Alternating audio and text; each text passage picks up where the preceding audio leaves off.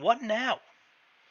Really take some time to relax, recover, recharge, and just celebrate the fact that you just created your first microgame. Even if you failed trying to make a game, which means you're one step ahead of everybody else that hasn't even tried.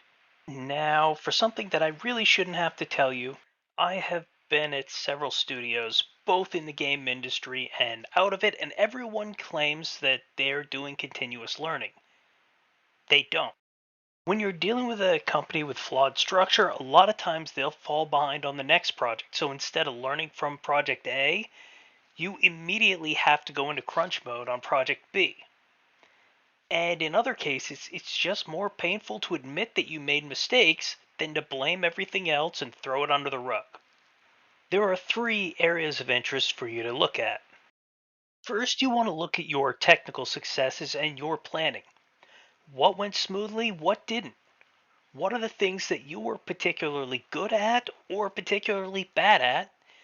And what steps did you try out during this development that really changed the pace of development?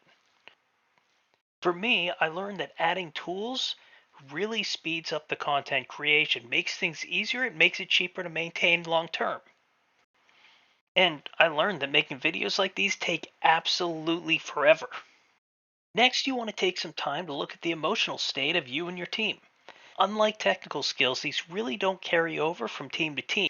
Every single team is going to work differently, and you need to figure out what is your specialty. For me personally, I like to do a high effort start. And I like to use content days that allow me to focus on adding new stuff, which allows me to recharge my motivation. And finally, you want to look at the shoulda dones. This is reviewing the final project as shipped.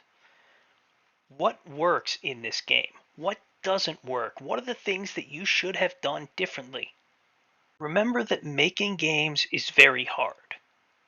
You just did something that the vast majority of people will never do, despite the fact that they dream of it. Even in the AAA space, most games don't ship. You only hear about the cancellations where they've already spent millions of dollars in advertising. Not every game that ever started development. Thank you very much for watching. Let me know down below if I helped you make a game, and feel free to keep an eye on the channel as it evolves and we figure out what exactly I'm going to do with it.